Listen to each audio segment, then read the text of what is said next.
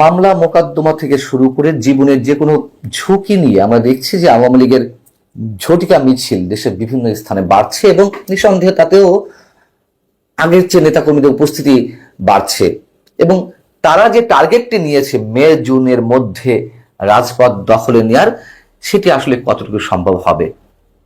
যদিও আমরা এর মধ্যে অনেক কিছু শুনেছি, শেখ হাসিনা দেশে ফিরে আসবেন, দিন ক্ষণ দিয়ে অনেকে ঘোষণা দিয়েছেন, এগুলো অনেকের কাছে আকাশ কুসুম কল্পনা মনে হয়েছে, অবাস্তব মনে হয়েছে।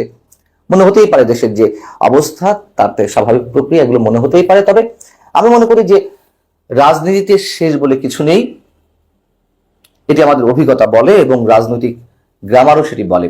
যাই হোক, এখন তারা যে কতটা ঝুঁকি নিচ্ছে আওয়ামী লীগের তৃণমূলের নেতা কর্মীরা, তা শুধু আমরা বুঝতে পারি তাদের আটকের পরিসংখ্যানের বিষয়ে যদি মাথায় নিয়ে আসি। সেটি হচ্ছে যে গত তিন দিনে সারা দেশ থেকে আটক হয়েছেন 4,766 জন।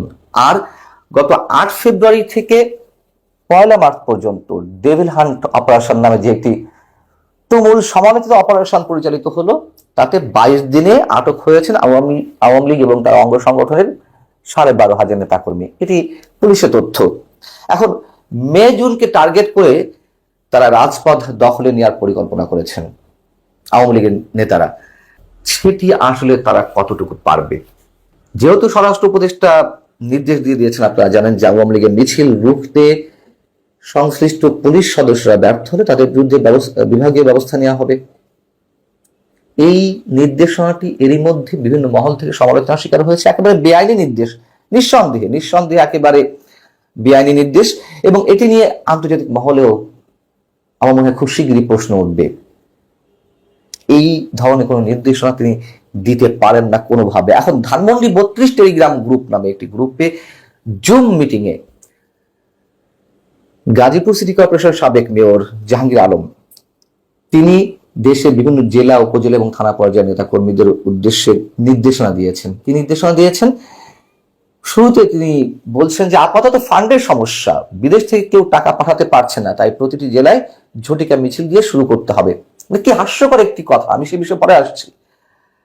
এই মিছিলে থাকবে স্থানীয় ওয়ার্ড এবং ইউনিয়ন পর্যায়ের নেতা কর্মীরা। এছাড়া নির্দেশ রয়েছে রিক্সা, বাসের হেল্পার, অটো চালক সেজে ছদ্মবেশে মিছিলে অংশগ্রহণ করতে হবে।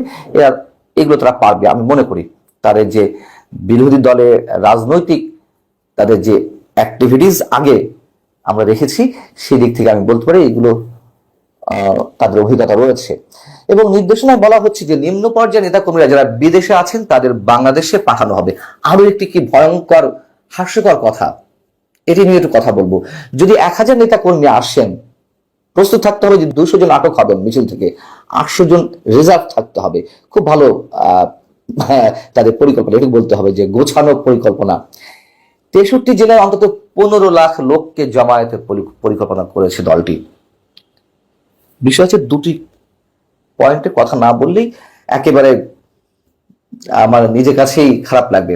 একটা হচ্ছে কোন দুঃসাহসে এবং কোন নির্লজ্জতায় নেতা কর্মীদের প্রতি, আমি অন্য কোনো উদ্দেশ্যে বলছি না, এই কথা বলেন যে বিদেশ থেকে ফান্ড আসছে না মানে বিদেশে যে নেতারা রয়েছেন তারা ফান্ড দিচ্ছেন না।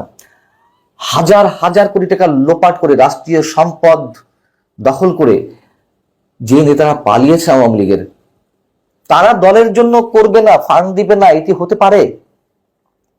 কিন্তু হচ্ছে।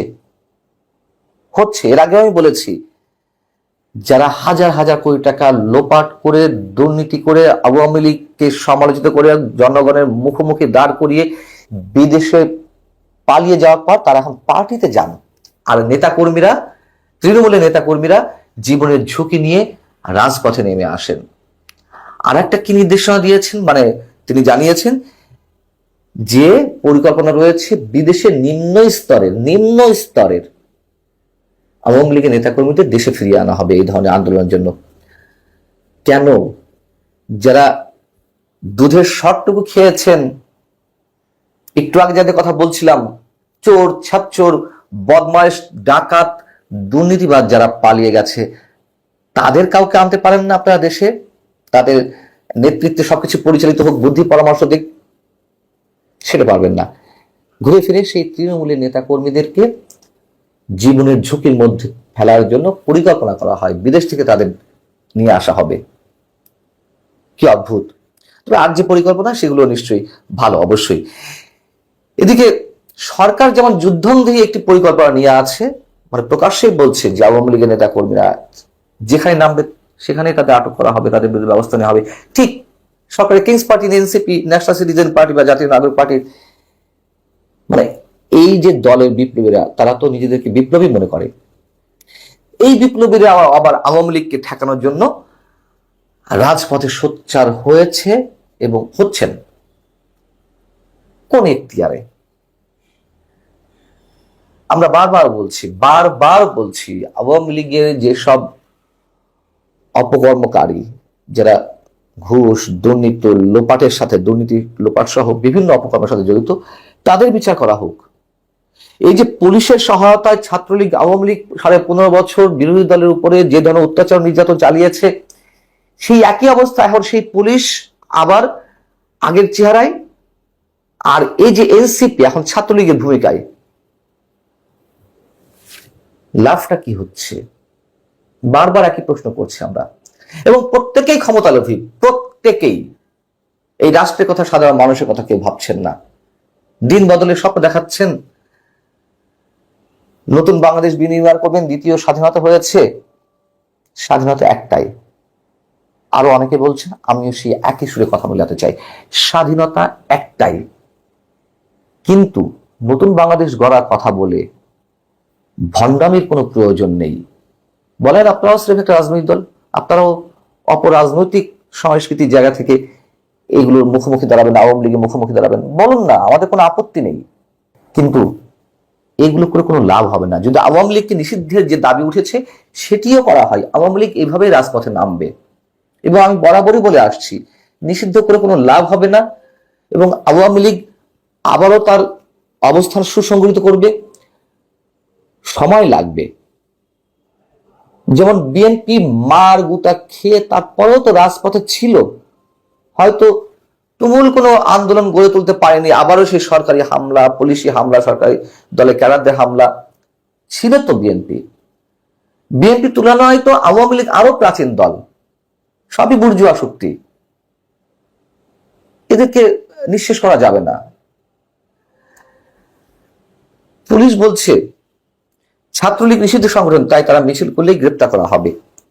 আর আওয়ামী লীগের বিষয়ে বলছে, ঢাকা মেট্রোপলিটন পুলিশের অ্যাক্ট অনুযায়ী কেউ সমাবেশ করতে চাইলে পূর্ব অনুমতি নিতে হবে, অনুমতি না নিলে অবশ্যই গ্রেপ্তার করতে হবে। সমাবেশ করতে গেলে অনুমতি নিতে হবে, ঠিক আছে, মিছিল করার জন্য কি অনুমতি লাগে? অনেক কিছু দেখেছি তো আমরা এই পর্যন্ত। লাভটা কি হয়েছে? কিছুই না। মাঝখান থেকে সাধারণ মানুষ ভয়ঙ্কর আতঙ্কের মধ্যে থাকে, সাধারণ মানুষের জানমালের ক্ষতি হয়। এই দেশের সংস্কৃতি, রাজনৈতিক সংস্কৃতি এতটুকু পরিবর্তন হচ্ছে না। ক্রমশ এই অপসংস্কৃতি নিম্নগামিতার দিকে যাচ্ছে। আমাদের মুক্তি নেই। এই যে আওয়ামী লীগকে ফ্যাসিস্ট বলে যা কিছু করা হচ্ছে, তা আরো বড় ফ্যাসিস্টের পরিচয় তুলে ধরা হচ্ছে মানুষের সামনে। আওয়ামী লীগ চুরি চামারি করেনি, সে হয়তো আমরা কেউ কিছু বলছি না। আওয়ামী লীগ অপরাধ করেনি, অন্য সব ভয়ঙ্কর অপরাধ করেনি, কেউ বলছি না, কারণ বলার ন্যূনতম নৈতিক সাহস নেই। করেছে, কিন্তু তার বিচারটি এভাবে নয়।